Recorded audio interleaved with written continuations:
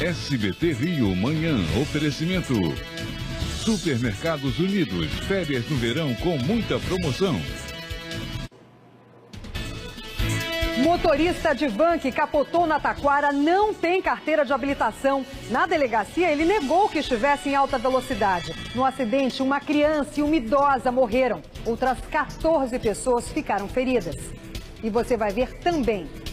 Desaparecimento de Amarildo completa 6 meses.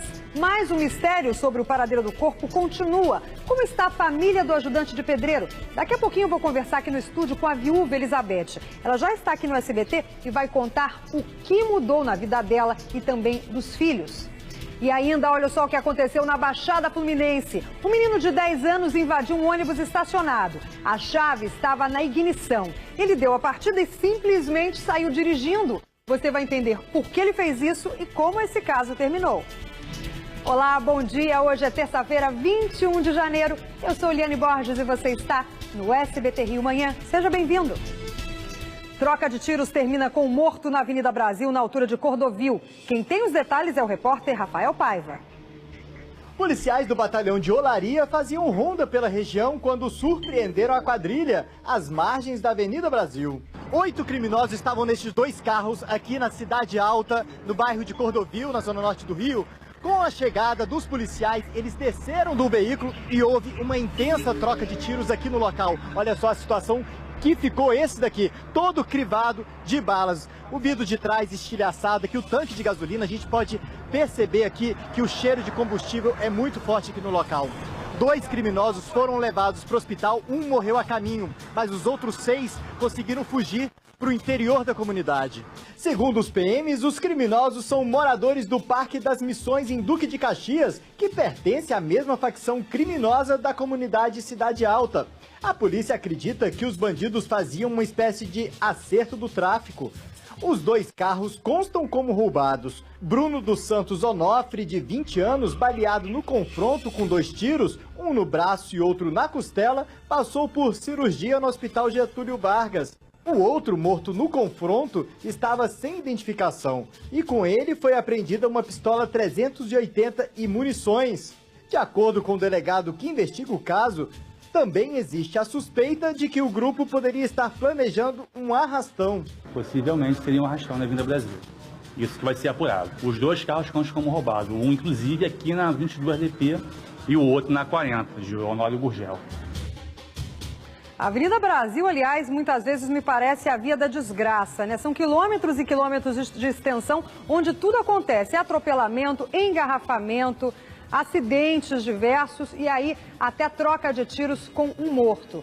Aliás, também não é novidade que aconteçam problemas desse tipo, violência ali, craque na Avenida Brasil. E o que me chamou atenção nessa reportagem, inclusive conversei pouco antes dela entrar no ar com o Rafael Paiva, é que, segundo a polícia, como você viu na matéria, os traficantes ali estavam fazendo um conluio, um encontro para definir pontos de venda de drogas na comunidade e cometeriam até um arrastão às margens ali da Via Expressa. Ou seja, você vê como é que há uma articulação do crime organizado. E se a polícia não estiver muito atenta para isso, como dessa vez estava aí, acabou encontrando esses criminosos, acabou deixando um morto, mas se a polícia não estiver muito atenta, vai passar despercebido e as pessoas é que vão sofrer com isso.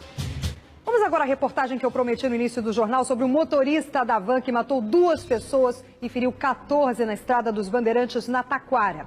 Pois é, ele confessou não ter carteira de habilitação. O Ronaldo da Silva Alves Júnior, de 25 anos, negou estar também em alta velocidade. Agora, o delegado que investiga o caso disse que o condutor da van vai responder em liberdade pelos crimes de homicídio culposo e lesão corporal. A reportagem é do Marcelo Coelho. O acidente foi nesta avenida movimentada de Jacarepaguá, na zona oeste. A van tinha saído de Madureira e seguia para a praia, no Recreio dos Bandeirantes. Segundo testemunhas, o veículo estava em alta velocidade. No meio do caminho, a van bateu no meio-fio e capotou 5 vezes antes de parar. Muito desespero, muita correria, todos os carros parando, todo mundo tentando acudir. Cauã Santos, de 6 anos, e Aurélia Nogueira, de 52, morreram na hora.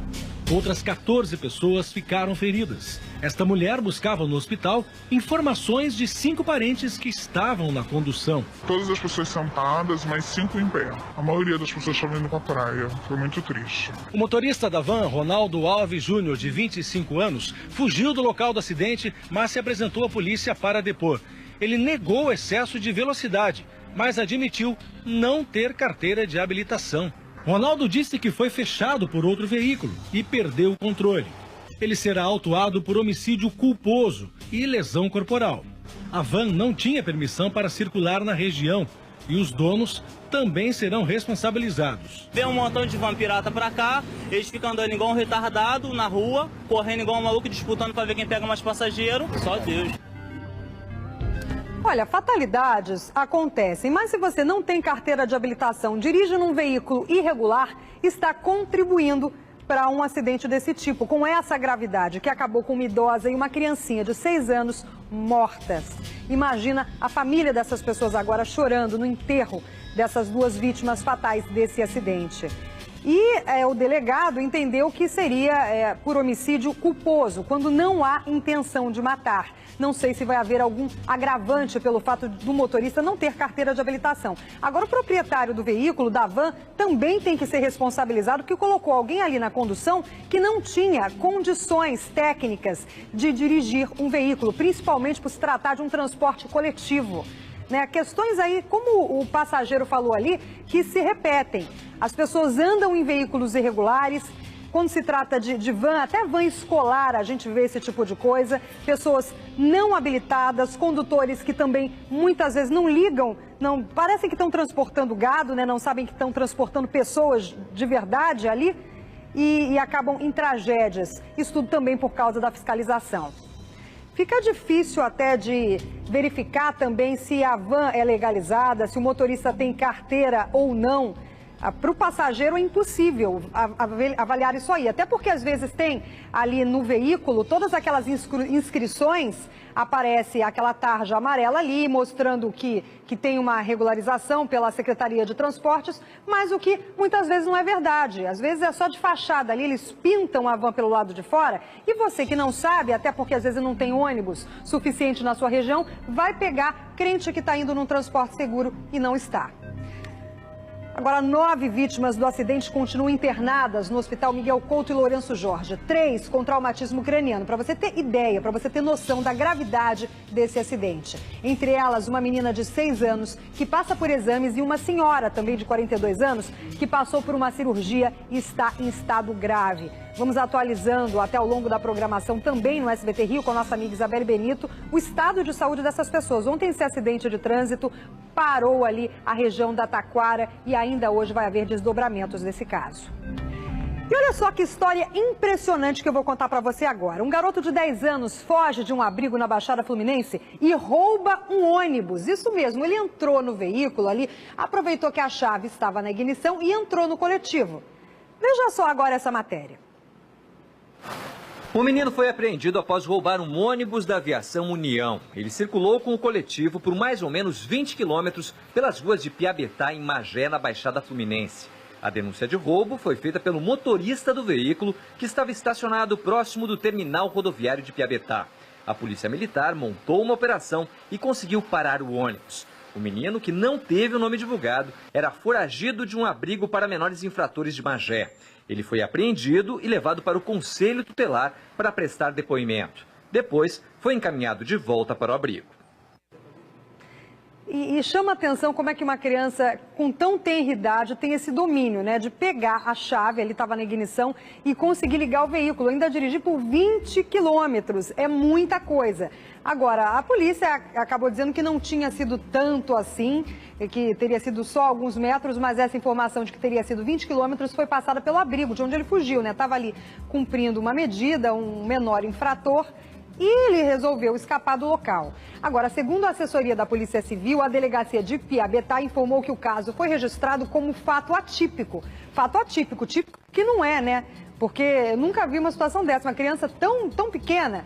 Agora, esse menino de 10 anos, como eu comentei aqui, segundo a polícia, segundo a assessoria, teria entrado pela janela do ônibus que estava estacionado na Avenida Santos Dumont. O menor ligou o veículo e andou por alguns metros, 20 quilômetros segundo o abrigo. Testemunhas foram ouvidas e o menino já foi encaminhado ao conselho tutelar. Eu tenho um filho de 4, 5 anos e tem também outros primos um pouquinho maiores e eu fico assim pensando, né, a diferença que faz o tipo de educação que você dá para o seu filho. Porque o meu filho, às vezes, não sabe nem colocar o cinto de segurança. Eu fico ali explicando, olha, como é que você coloca o cinto de segurança, o que você faz? Essas crianças, muitas vezes, que não têm uma formação moral, elas vão para a vida aí, parece que já adultas, né? 10 anos de idade, parece que já é adulto. E tem que ser responsabilizado, muitas vezes, como tal, também pelas coisas que faz. Esse menino aí, no caso, ele tentou escapar, né? Estava fugindo da sua penalidade, que foi pego como menor infrator. Mas aí também tem que ter uma fiscalização dentro desse abrigo. Porque se ele escapou com tanta facilidade, o que aconteceu ali? Como é que ele conseguiu fugir? E olha, mais um conflito na Baixada Fluminense. Uma troca de tiros entre policiais e traficantes do Morro Caixa d'Água, em São João de Meriti, terminou com um preso. Quem conta é o Rafael Paiva. Um grupo de 9 criminosos seguia em direção ao Morro Caixa d'Água, no Parque Analândia, em São João de Meriti, quando policiais do batalhão da área que fazia patrulhamento na região suspeitaram dos 2 veículos e tentaram abordá-los. Um carro com 5 bandidos conseguiu fugir da viatura.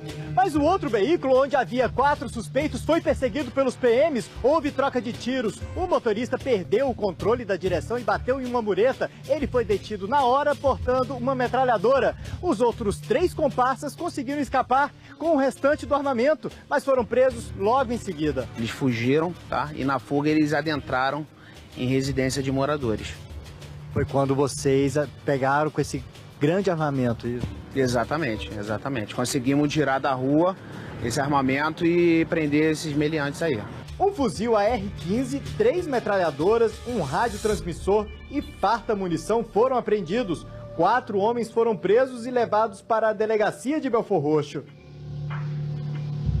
Olha, antes de eu chamar a próxima reportagem, eu só quero aqui falar com você o seguinte: nós vamos ter daqui a pouquinho aqui no estúdio a viúva do Amarildo, do caso emblemático de 2013, né? Até hoje não está esclarecido o que, afinal de contas, aconteceu com o corpo do ajudante de pedreiro. Por isso, a Elizabeth daqui a pouquinho vai conversar comigo. Você também vai saber como está a família dele, o que aconteceu, porque ele tem filhos também com a Elizabeth, eles já se mudaram de casa. Como é que está a questão policial? Quantos já foram indiciados por esse crime? Daqui a pouquinho tudo isso para você, tá ok? Agora, o teleférico da Providência nem foi inaugurado e já virou exemplo de descaso e desperdício de dinheiro público. Está tudo pronto há 8 meses. 8 meses, isso mesmo. Mas nada aconteceu. E as instalações novinhas em folha já estão até enferrujando. Você vai ver na reportagem da Melissa Munhoz. Tá igual um museu, tudo parado. As ladeiras íngremes e as enormes escadarias continuam no penoso caminho dos moradores que vivem no alto do Morro da Providência. A dona Marlene Alves, que tem 69 anos de idade, tem dificuldades, precisa de uma bengala para caminhar. Eu tenho que descer a pé para poder pegar o táxi lá embaixo para poder ir para o médico. Tudo porque a promessa da comodidade no acesso não passou de promessa. As obras do teleférico ficaram prontas há 8 meses, mas até agora não foram inauguradas. Estão sempre dizendo aí que vão fazer, que vão inaugurar, mas nunca sai do papel, né? E sem o funcionamento, as 3 estações parecem abandonadas. Lá dentro, luzes ficam acesas 24 horas. O piso está inacabado, as estruturas enferrujadas, o vidro trincado, na fachada há pichações e o lixo se acumula no entorno.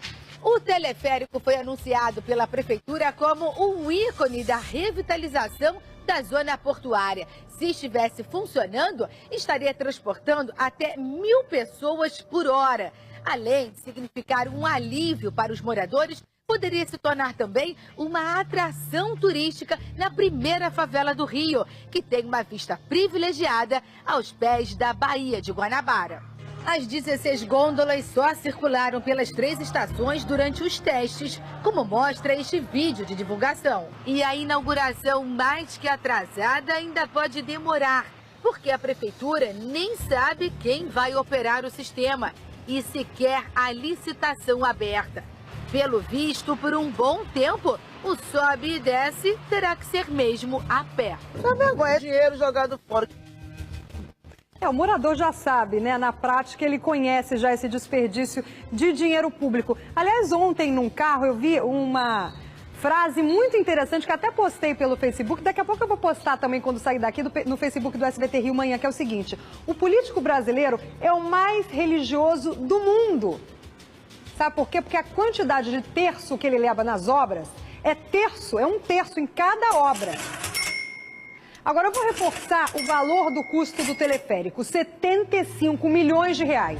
A prefeitura informou que está estudando a melhor forma para definir a concessão do serviço e vai ver também o prazo para isso. Agora, 8 meses já é tempo suficiente para avaliar qualquer tipo de coisa. Vocês me desculpem, mas essa resposta aqui para mim soa como resposta esfarrapada. 8 meses já dá para vocês avaliarem e saberem o que foi gasto ali, como foi gasto e quem levou, se é que alguém levou alguma coisa, tá? Agora, tem também, só para concluir aqui, Melissa, me dá mais um tempinho aqui para eu concluir só um raciocínio, que é o seguinte: porque nós temos ali também no Morro da Providência um projeto chamado Cimento Social. Quero saber que fim levou esse projeto do Cimento Social. Casas ali bonitas para os moradores e até hoje também ninguém sabe. Essas casas ruíram, eu até na época de reportagem fui fazer matérias ali e por isso ficou. Agora vamos tocar a bola aqui. Garis deixam de recolher o lixo da praia de Copacabana numa tentativa de conscientizar os banhistas. Você vai ver a montanha de lixo que se formou. Tem gente realmente com falta de educação, viu? Por isso nós vamos agora com o Daniel Penafirme, que tem mais informações. Ele está lá com o telefone, com o nosso mochilinho, que traz também as imagens para você. Ô Daniel, já estou vendo aqui, olha a situação do lixo. Isso aí tudo na orla da Zona Sul. Até com uma fita vermelha aí, não é isso, Daniel? Bom dia. Muito bom dia, Eliane Borges, exatamente. Estamos aqui na altura do posto 4 da praia de Copacabana, altura da rua Constante Ramos, e há uma verdadeira montanha de lixo. É resíduo de tudo que é jeito, embalagem de refrigerante, embalagem de água de coco, mochila, fralda suja, tapete, isopor, enfim, tem lixo de todos os tipos por aqui. O equivalente a 4 caçambas cheias. Esse é todo o lixo que os banhistas largaram na areia de Copacabana ontem, que foi recolhido a partir das 8 horas da noite pelo pessoal da Conlube e foi colocado aqui como uma espécie de exposição aí, para que o carioca veja a quantidade de lixo que ele deixa nas praias a cada feriado, a cada fim de semana. Esse lixo vai ficar aqui até meio-dia e depois o pessoal da Conlube vai passar por aqui, botar tudo nos caminhões e levar para o aterro sanitário, Liane. Daniel, pede isso. Eu ia pedir justamente para o cinegrafista abrir um pouquinho a imagem para a gente ver aí. Olha, um presente que a Conlube está deixando para o cidadão carioca. Realmente a falta de educação das pessoas é muito grande. Jogam lixo por qualquer lugar. Se eu tenho um lixo e não sei se tem lixeira ou não, eu coloco dentro da minha bolsa e levo para onde quer que eu for. Mas você vai convir também comigo, Daniel, que às vezes fica difícil da pessoa encontrar um local para jogar fora, não é? Você viu muitas lixeiras aí pela praia? Olha, Eliane, na verdade, o que a Conlube diz é que são 566 caçambas de lixo, 560 latas de lixo que ficam dispostas ao longo da orla, ao longo da praia, para receber todo esse lixo da população. Mas, de fato, nem sempre você consegue encontrar uma, né, por perto. Às vezes o pessoal tira, às vezes alguns próprios banhistas danificam essas caçambas. Então, talvez a solução mais interessante seria levar um saquinho, bota tudo dentro do saquinho plástico, quando sair da praia, joga aquilo na lata de lixo mais próxima, né? Vai acumulando lixo ao longo da estadia na praia, depois você joga aquilo fora, para não ficar essa situação que a gente está vendo nesse exato momento na areia. E o sol vai batendo na montanha de lixo, vai aumentando ali a decomposição. E o odor disso aí deve estar insuportável aí na praia, por mais que tenha o mar aí para levar um pouco desse cheiro embora. Eu imagino aí vocês também fazendo essa matéria aí. Agora, ô Daniel, eu não sei também se você vai concordar comigo, mas na época em que foi estipulada aquela multa, né, do lixo, os cariocas reclamaram muito, dizendo, olha que absurdo. E até nos chamaram de hipócritas, né, os jornalistas que estavam a favor dessa multa. Eu confesso que eu estou a favor, sim, porque eu acho o seguinte, as pessoas muitas vezes só vão sentindo no bolso, só assim que elas vão passar a ter uma mudança de atitude. E o carioca, de uma maneira geral, né, não estou dizendo aí, tem sempre os que são bem educados, que já têm uma formação, que não vão fazer isso. Mas, de uma maneira geral, aí tem muita gente que comete essa falta de educação e de respeito. Joga o que tiver, você está bebendo uma latinha de refrigerante, você vai jogar na rua, e aí a multa pode servir, sim, para conseguir coibir esse tipo de coisa. Ali na praia não passou por aí ninguém multando, não, né? Foi só uma campanha educativa, não é isso, Daniel?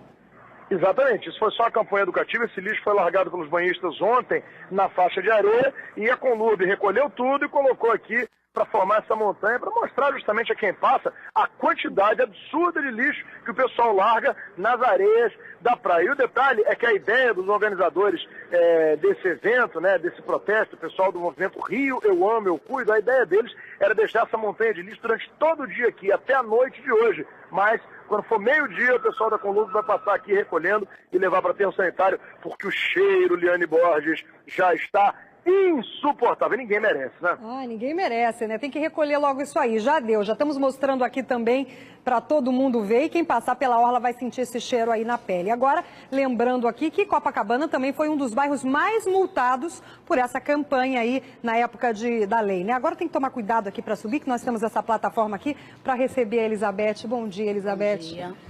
Ela é... Para quem não conhece, né, ela apareceu muito aí nas manchetes dos jornais também, porque ela é a viúva do marido. Por isso agora nós vamos mostrar a reportagem, Elizabeth, antes da gente falar com você, a respeito desse caso que completou 6 meses. A gente pode até sentar, porque é o seguinte, o desaparecimento do pedreiro levou a sociedade a protestar, mostrar o lado frágil das UPPs e também levou 25 PMs para a prisão. Mas a resposta à pergunta feita durante todo esse tempo ainda não foi respondida. Onde afinal está o Amarildo? Vamos ver. O ajudante de pedreiro foi levado por policiais militares da UPP da Rocinha para a averiguação em 14 de julho do ano passado e nunca mais foi visto. Uma força-tarefa foi montada e em outubro de 2013, 25 PMs da UPP da Rocinha foram presos sob acusação de tortura, ocultação de cadáver, fraude processual e formação de quadrilha.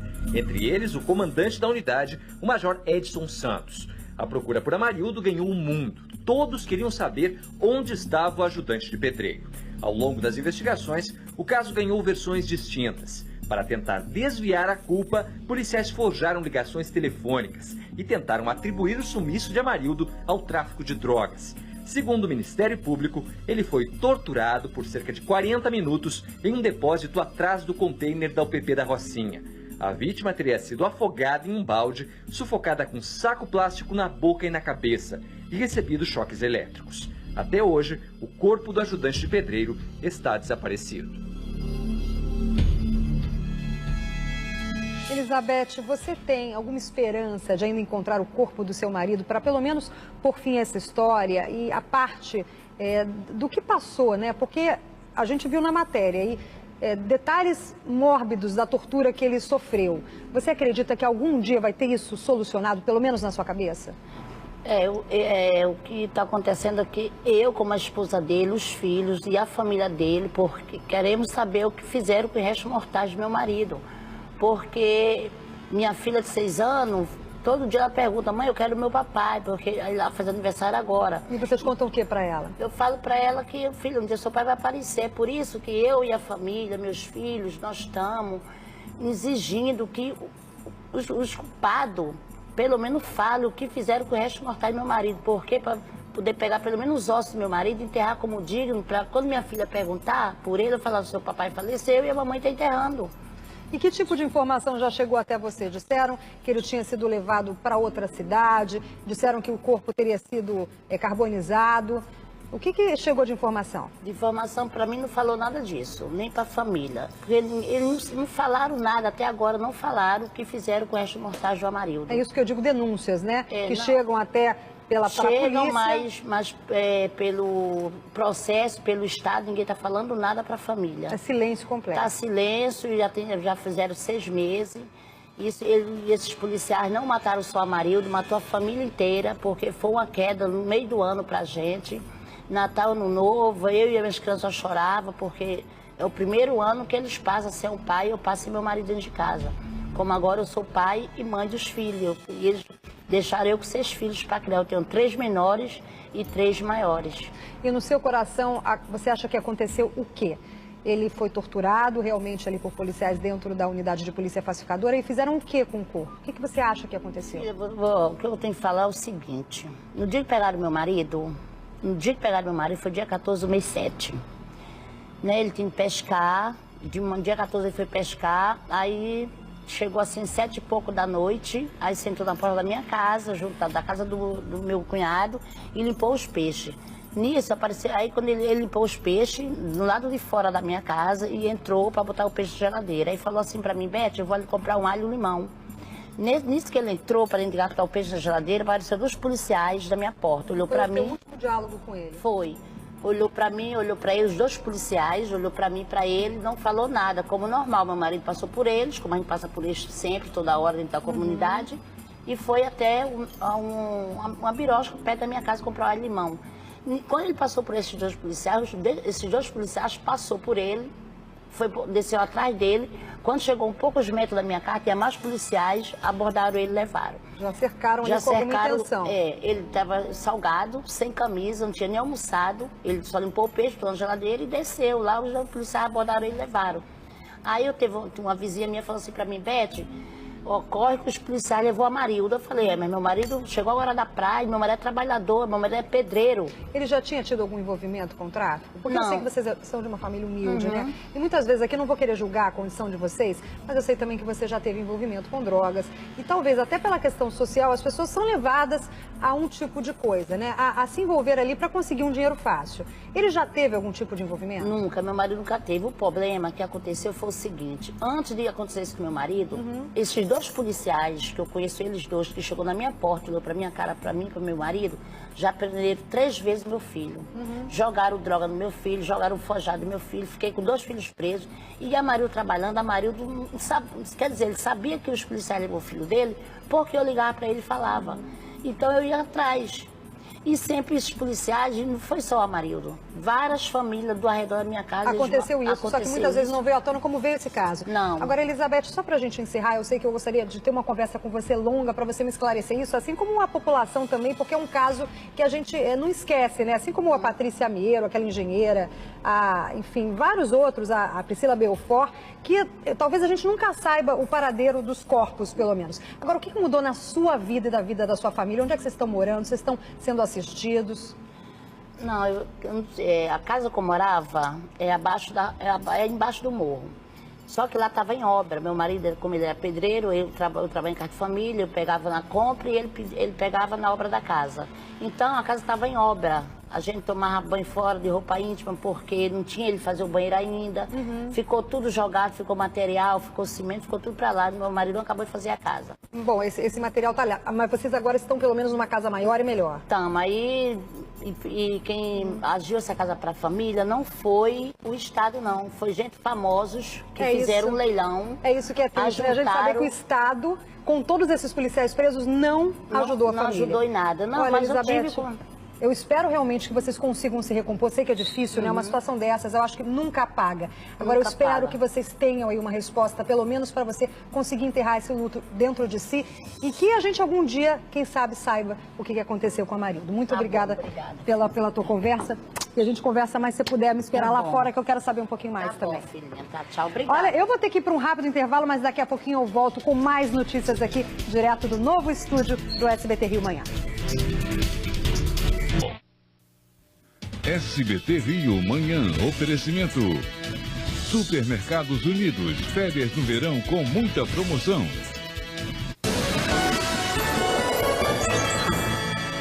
Não deu mais tempo, um ótimo dia. Tchau.